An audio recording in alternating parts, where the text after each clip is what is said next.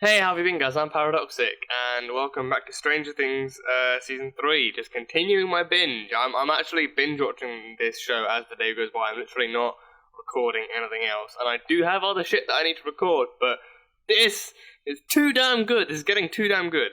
But we're on episode 4 now, chapter 4, titled The Sauna Test. And episode 3 was the case of the missing lifeguard, and we saw that Billy was continuing to build what seems like an army of hosts for the Mind Flayer to be able to control and for the Mind Flayer to use to invade our world. He took Heather, and she was likely possessed by the end of the scene, and then she spiked her mother's wine and knocked out her dad, so without a doubt they are up next on the Mind Flayer menu. But he's just continuing to build an army of hosts up. We found Joyce and Hopper went back to the lab because Joyce wanted to know if anyone was at the lab still working and messing with electromagnetism or just general magnetism in Hawkins. They didn't find that, but we did find out two things. One of which is that Joyce is actually looking to move out of Hawkins soon, and she has been talking with a real estate person to put her house up for sale to be able to move away from all of this. And I think Hopper has, for some part, he has kind of talked her down from it by sharing his own experience, but I think she's maybe still considering it, or maybe she's just waiting to make a decision until after all of this has been sorted out. But the second thing was, we saw that the Russian dude from the first experiment that we saw in 1984, he was at the labs doing something, and he gave Hopper quite the arse-kicking, and then he escaped at the last minute before Joyce found Hopper unconscious on the floor.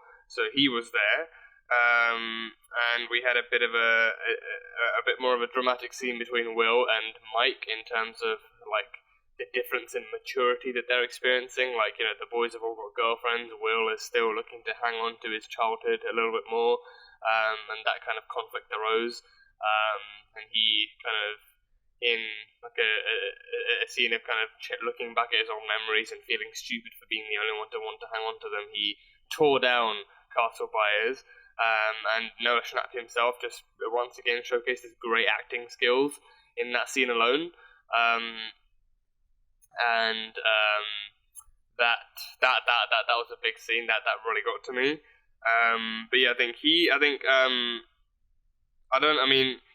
I think it's just the fact that he doesn't have a significant other in general. Maybe if he got one, maybe if he found someone to love the way the other boys do, then he might somewhat understand what they're going through, or he might be able to experience some, love of his own. But either way, I think the main thing for him is that he's been gone for so long that he hasn't been able to experience what's left of his childhood, because the last moments of his childhood were literally spent dodging the Demogorgon in the Upside Down, and then, trying to get the Mind Flayer to fuck off out of his body in Season 2, and now he just wants to go back to D&D, so, yeah, that's Will's kind of arc so far in the season.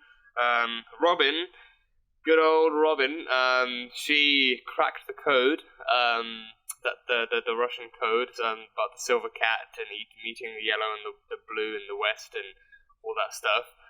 Better than I did. I came up with Chinese takeaway and good shoes and quarter nine. The quarter nine was the only thing I got right, but she figured out that the silver cat was a delivery service that would be delivering some stuff in boxes marked with the Chinese takeaway company and the shoe company. But it's not going to be Chinese takeaway or good shoes. It's going to be, it's stuff that was heavily guarded by armed guards and by Russians, so it's stuff that's high levels of secrecy and sensitivity and whatnot.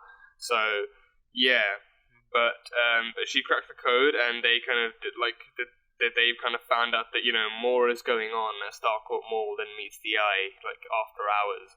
So I guess in this episode they're going to be finding out exactly what's in those boxes and what's being shipped and delivered, and what all the secrecy is about. But yeah, that one is that.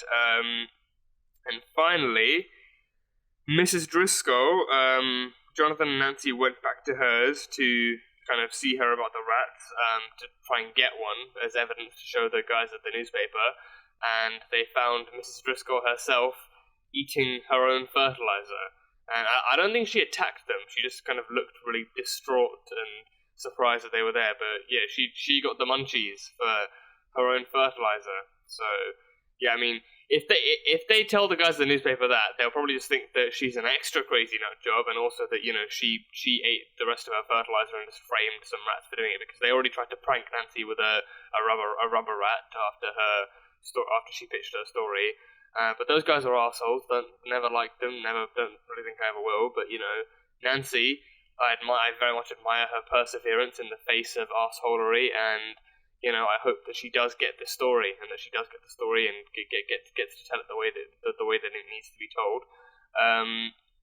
But yeah, that's basically all I have for this one. I think, yeah, well, Billy can see Elle in her kind of blindfolded vision power mode.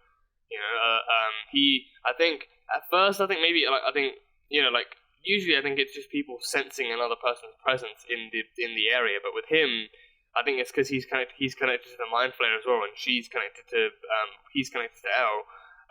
You know, he saw her kind of distorted figure, like, phasing in and out, and like just like a silhouette of her almost in the room.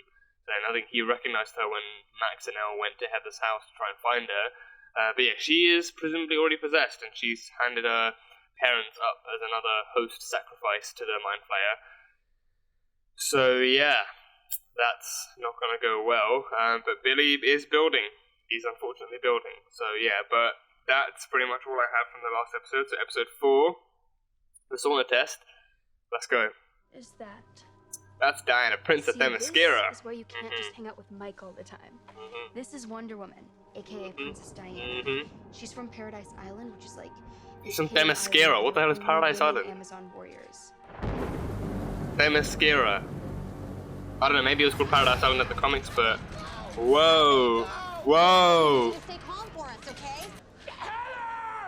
Oh, God. Oh, sweet baby Jesus. Jesus Christ. No, that does not look like Jesus to me. Whoa! It's the Goop Monster! It's the Goop Monster! Oh, shit! No, it's pumping its mind flayeriness into them.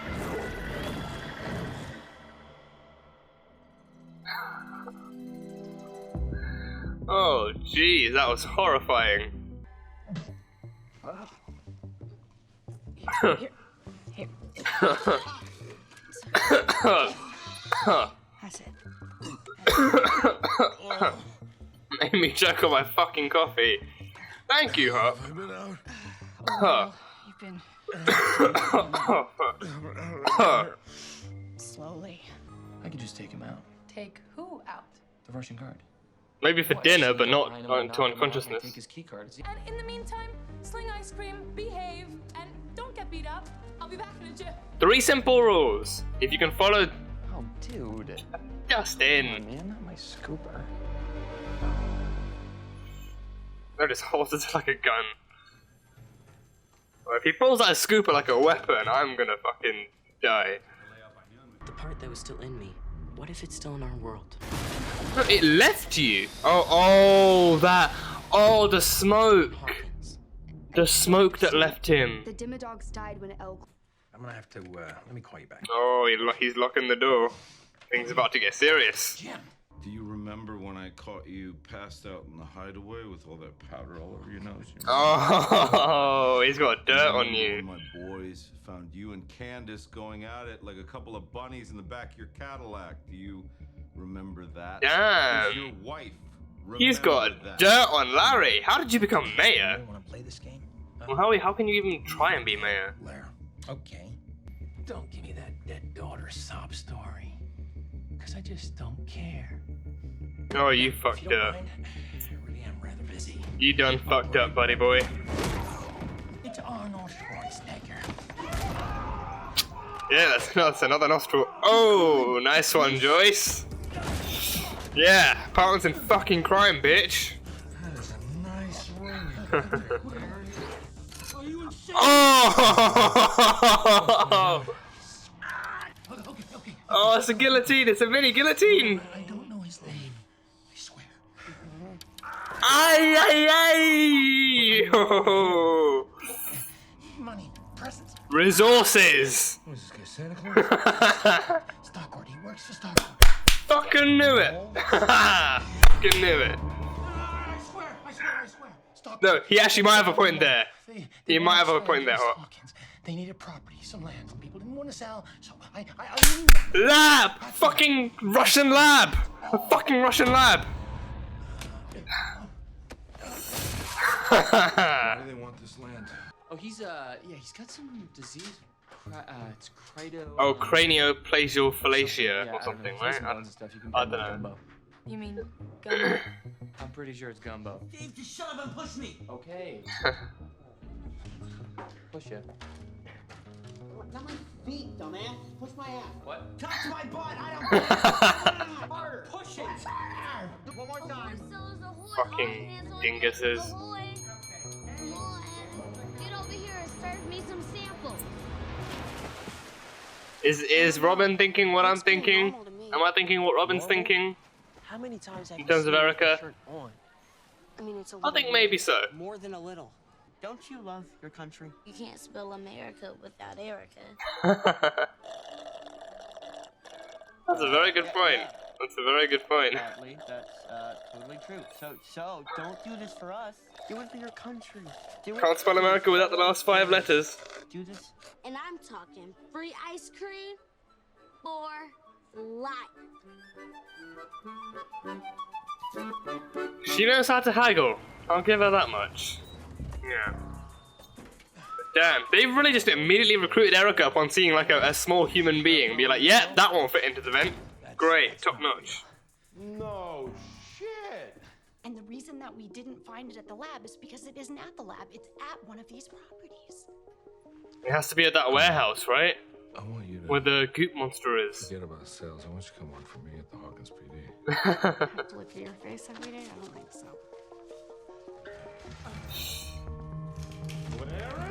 Oh, you son of a bitch. Where do you think you're going, pal? He made me lie. I mean, you're the most important thing to me in the world. What if he's right?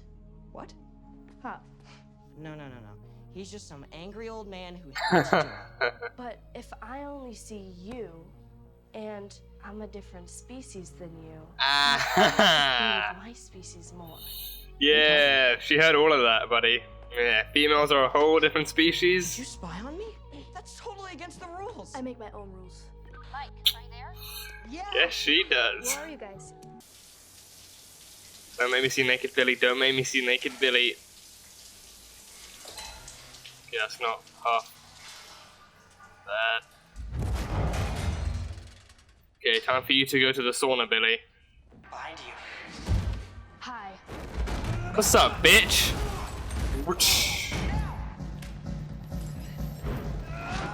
Yeah, no, time for you to stay in there. Okay, come on now. Do your thing, girl. Whoa. What the hell? Is that kryptonite? What is that?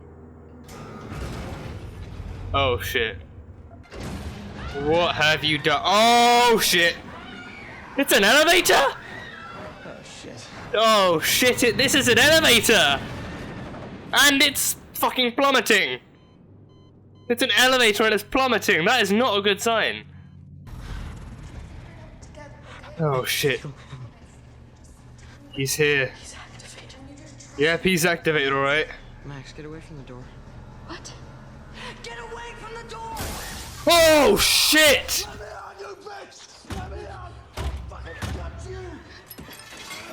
No! No! Oh shit! Max, come on! Oh shit! Come on, Al. You got this. Restrain him. Oh shit! Oh, that's it. Hold him back. Hold him in.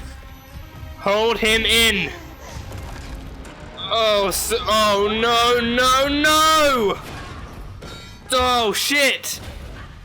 No! Don't you dare touch her! No! No, no, no! You get your filthy hands off of her! No! No, no, no!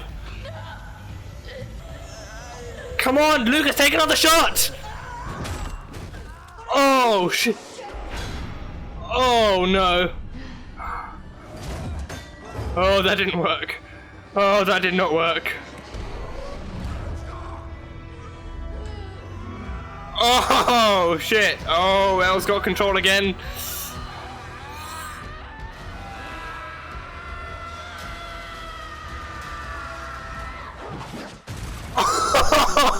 Oh shit! Oh, that's my girl. Oh shit! Oh my god! Oh shit! Oh, you're okay. You guys are okay. She could have killed me.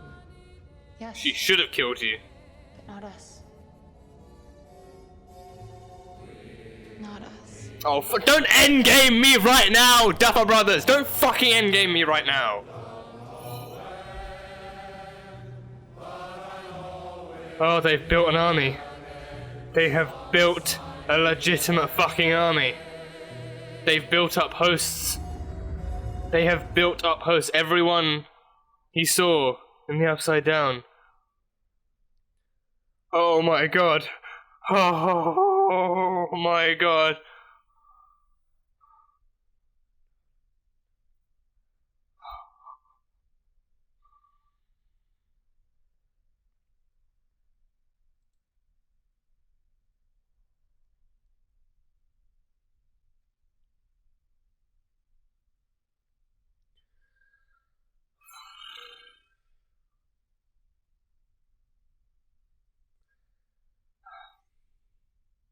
I have no idea what to say. Oh god, that was just an episode full of highs and lows. Oh, good gracious me. Good fucking gracious me. Okay.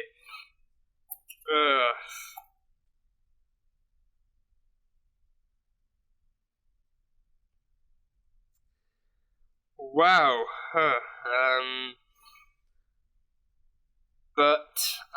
Oh, where do I start? Okay, well, the ending, that fight, oh my god, that sauna scene, Elle versus Billy, good Jesus, like, that is, to me, that is basically just kids, or like young adults versus an actual grown-up. I mean, Billy, he's what, like in his early 20s, like 20, maybe 21 at most, and the kids are like 18, if anything, 18, maybe 17, you know, so that's basically young adults versus like an adult. You know, and oh god, like I knew when he was reaching for that, like when he was reaching around for a shard, I thought he was gonna torture Max in the sense that, you know, he cuts his own throat and makes Max watch. I thought he was gonna go that way because he was already trying to reach the sympathetic side of Max, and that was that was BS. You know, I was praying that Max wouldn't fall for that and she'd actually see beyond his trickery, because you know abusers like Billy, they're manipulative, they know how to play with your emotions, and they will do so, you know, just for the fun of it. They will do so just for the fun of it. So I was hoping that Max would see past his pain and actually, you know better, you know, than to fall for it. And for the most part she did, I'll give her that much. For the most part she did. She didn't let him out, she didn't turn down the heat, she didn't try and tell them to stop this, you know, she knew. I think a part of her, from experience, did know that he was just messing with her. He wasn't actually being serious. He didn't regret anything. So, you know, I think that part as well with the scene, like with his lines of, you know, like, oh, he made me do it. You know, I've done some really bad things. Like you know, he's done bad things without the mind flayer. He does not regret them. He is not a remorseful person. He is a person who enjoys hurting people, and you know, like his abusive dad is no excuse. You know, Max has been abused by Billy for years, and you know, she was distant at first. She was really distant and isolated, and kind of like, you know, Like, she was the when we first met her, she was the kind of person who put walls up around her and isolated herself and was just, didn't really care about others. But since meeting the group, she's actually been known to be closer to them. So she has proved that people can change. It's about whether or not they actually try to. And she was never evil to begin with either. Like, Billy used his dad's abuse as a reason to just be shit towards other people, especially Max. So, with or without the Mind Flayer, he's done bad shit regardless, but the Mind Flayer just gave him more power to do it, and it spread to other people as well. So, that scene, I thought, when he was reaching for that shard, I thought he was going to, just slit his own throat and make Max watch or something and make her feel guilty for letting him do that. Some kind of, power play thing like that, but no, he actually just went and smashed the window and then barged out the door. But yeah, that scene, oh boy, oh sweet baby Jesus. As soon as Will felt the chills again, I knew, the Mind Flayer would say he's activating and he's gonna try some really fucked up shit, and then you just see the veins spreading all over Billy's body as he tries to break out. But then once he does break out, that's when shit hits the fan. You just have Elle using all of her power to try and restrain him, just as much of her power as possible, and using a fucking weight to restrain him against the wall, and then he breaks away from that. I thought he would have hit Elle in the face, but if he did, I would have actually fucking crushed him like a grape. I do not give two shits. But he threw it back, literally, I was so scared, Elle might have actually been hurt, and then when he grabbed her by the throat and he had her in a chokehold, I was fucking scared for Elle's life. And then Mike, the proper boyfriend that he is, just smacks him over the head with the pole, and then he's almost about to get hurt, and then Elle comes back into play. It's just a roller coaster ride of fucking action and tension and everything. So well fucking executed. They really nail, when it comes to those scenes, they're not just nailing the drama of it, the fact that, this person is the antagonist and they're about to try and fucking kill someone. But it's they actually nail the emotion on the hand as well. You're worried that, these guys will actually get hurt with all the shit that they get into. But luckily in this case that wasn't the case. But, afterwards she just used all of her power, sent him crashing through the fucking wall. But yeah, that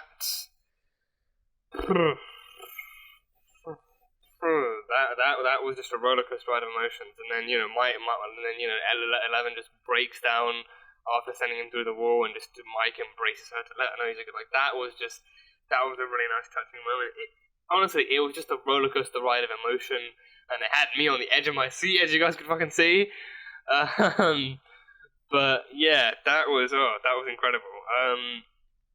But yeah, so Miss Driscoll, she was restrained in the hospital bed, but the veins were coming out of her as well. I wonder what happened to her, because she didn't try and attack Nancy.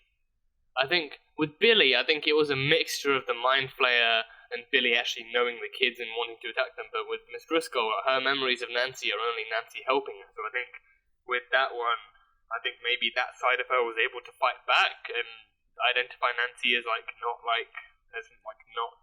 an enemy, maybe, or maybe with on Miss Driscoll's side, her first instinct upon seeing Nancy was to ask her for help. But with her, she's she's an old lady, so she's kind of weaker physically to the Mind Flayer's kind of grasp on her.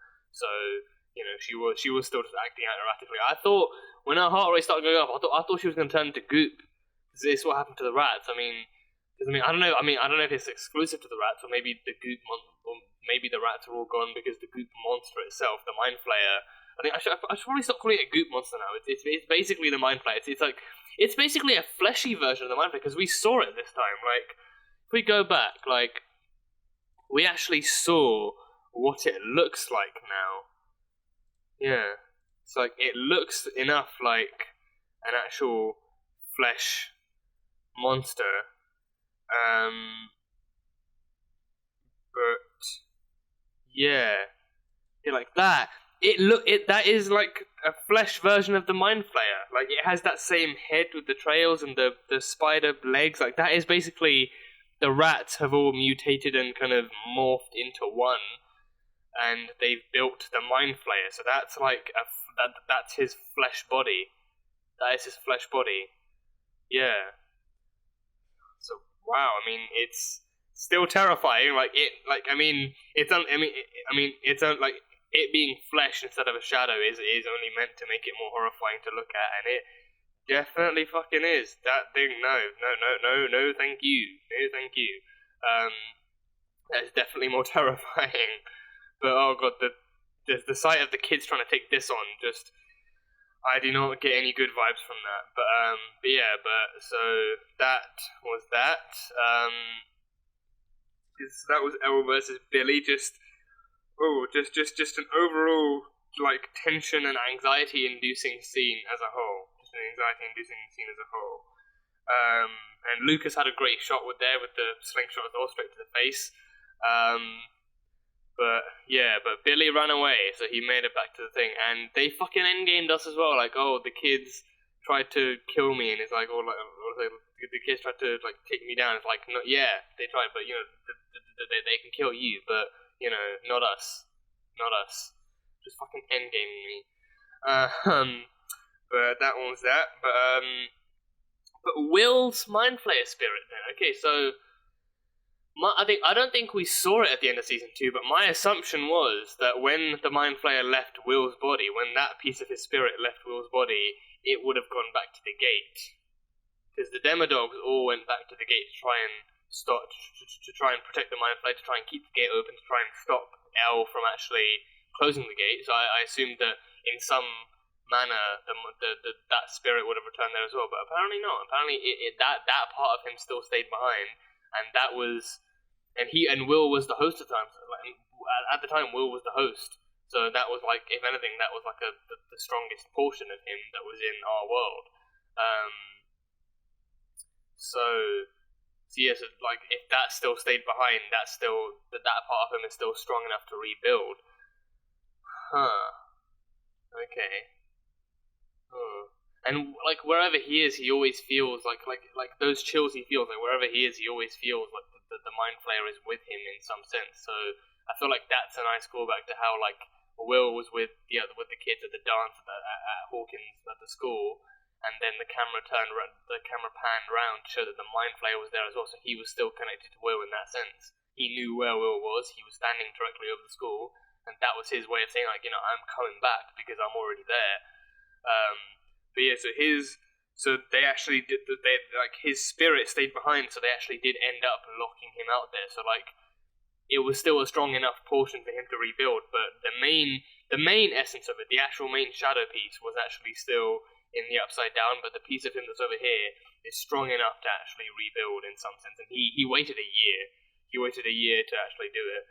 And the Russians are working on opening a door. So you know. And I think the first time we saw it in 1984, in the first episode, like, there was a piece of, there was some goo trying to sliver out of the gap, trying to find its way into, through the portal. So, and now they've got the machine up and running, and we saw that it's still tearing away at the wall, trying to open that, so, like, maybe in some sense it could still, unbeknownst, or unseen to the naked eye, it could still be kind of slivering through the gap and just fighting its way into the world. But yeah, hold on.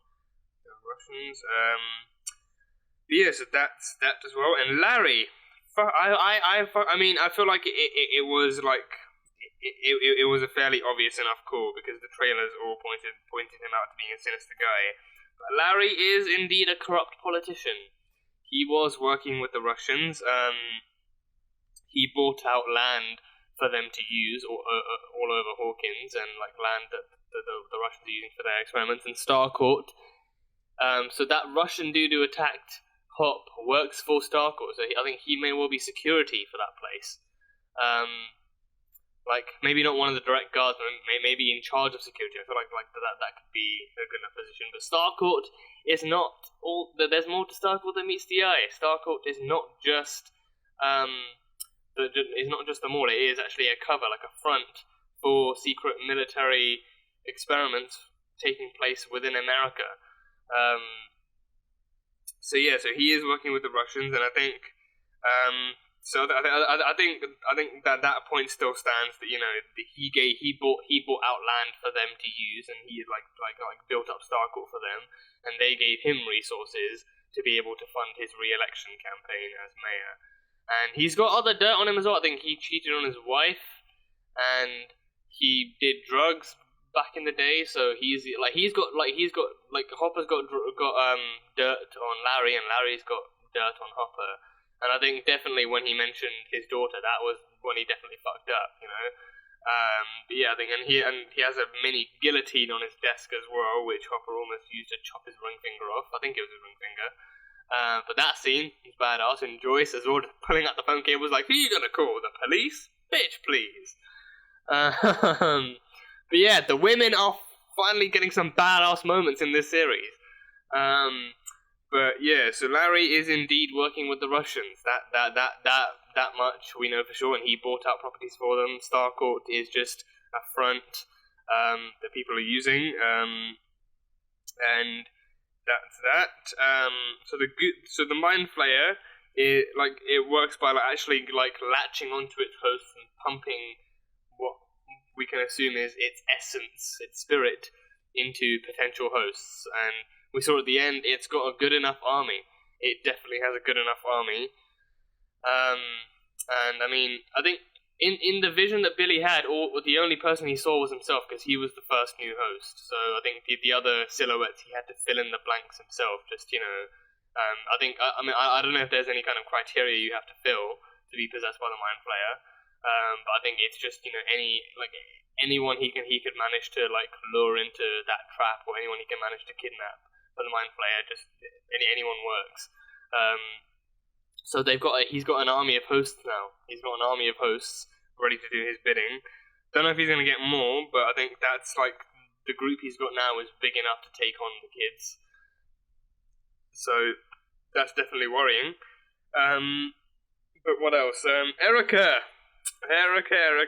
this badass in this episode. She's recruited into Team Scoops. Team Scoops. That definitely sounds better than Operation Child Endangerment. But she is very smart for it. I don't even know. I think she's maybe 10.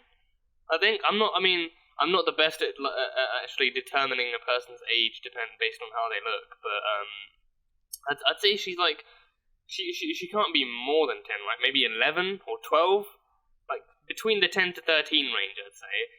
Because it's been a fair amount of time as well. I keep having to remember this is season 3. The kids have all the kids have grown up, not just the main kids, but Erica and everyone else as well. Because I remember when Mike's sister was a baby in season 1, and now she's basically like a toddler, if anything. But yeah, Erica is definitely smart for her own age. Investing in capitalism and just putting all of her kind of conditions for working with Team Scoops on the table. Free ice cream for life.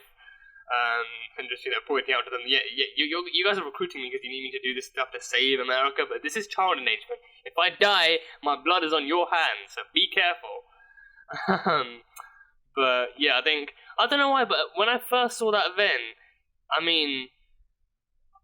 don't know if it's just me, but the size of the vent compared to before and after Erica starts crawling through, when Steve first opens up the vent, it seems a lot smaller than when Erica actually starts climbing through. I don't know if that's just to do with the camera angle, or to do with actually seeing a person crawling through there, you see someone filling up that space and then it looks bigger. But I don't know. But it amazes me as well. Robin immediately saw Erica and is like, yes, that tiny person will fit into the tiny vents. I'm sure of it. And it's just we're recruiting you into our Russia investigating group to save America. So yeah, buckle up, Buttercup. Time to go vent crawling. But hell, yeah, Erica was smart at getting all of her conditions out on the table. First things first. So yeah, but she was badass too. And I think the stuff they found in that room. So some kind of greenish goo. What was it? Some kind of greenish goo. So yeah, it was I mean, I know it's not kryptonite, but it's fun to say it is kryptonite, and it basically looks like sludgy kryptonite. It looks like slime, if anything. But yeah, that's that. And then turns out the room is actually an elevator. It's an elevator, not just a portable room. It's an actual elevator. So that's worrying. So the guys are now the guys and girls are now plummeting down in an elevator, which is never a good sign. So I mean, whether or not it's gonna, because even if it stops, that means they're gonna face the pressure of that immediate sudden stop and just crash to the floor and probably break some bones. I hope they don't, but that's probably what's gonna happen. Or I doubt it's gonna come to a slow and steady crawl and just be like, okay, you know what? There are kids inside the elevator, so let's just make sure they don't get hurt. Like hurting them is probably the point. But the elevator is plummeting, and we'll see in the next episode where that elevator leads to and what happens to the guys and girls. But Erica was badass. Hop and Joyce were a great team up in this one.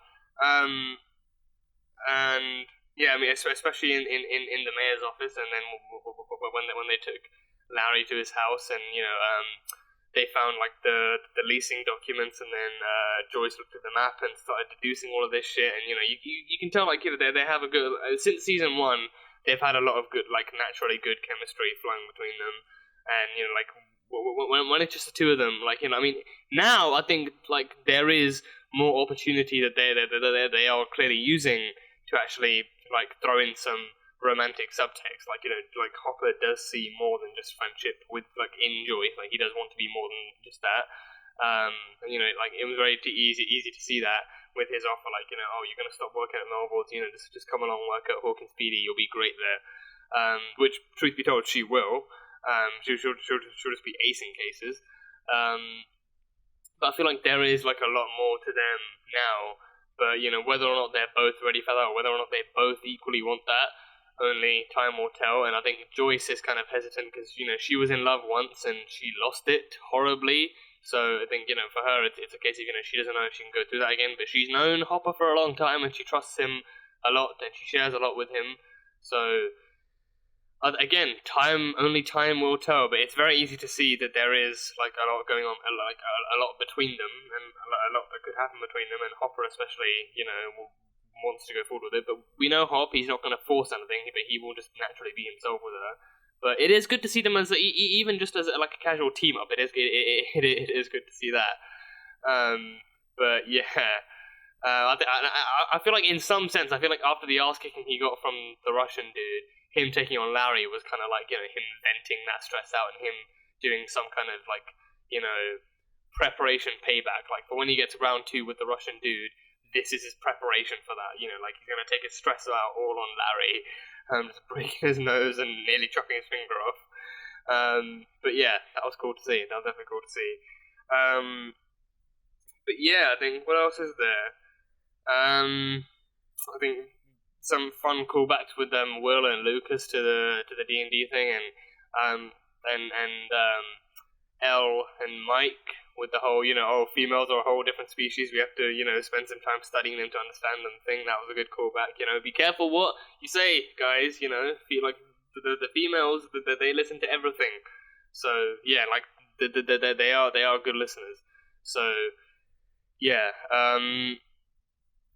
what else? Was there anything else? I mean, I've covered basically everything, right? Yeah, I mean, I don't think in the next episode the army of hosts is going to be ready to like march out or anything. I think there's going to be a bit more time to it than that. But I do feel like we're on the verge of uncovering everything the Russians are working on at this point. So it's interesting to see where it all goes from here and how it all goes. But yeah, we will see in the next episode what exactly happens. But yeah, that is pretty much all I have from this episode. So that was Stranger Things Season 3, Episode 4, Chapter 4, titled The Sauna Test. So thank you guys so much for watching this video. If you guys enjoyed it, then salt and burn that like button. Comment on what you thought of the episode and what you think is coming up next for Team Scoops. And yeah, that's it. So, I will see you guys next time.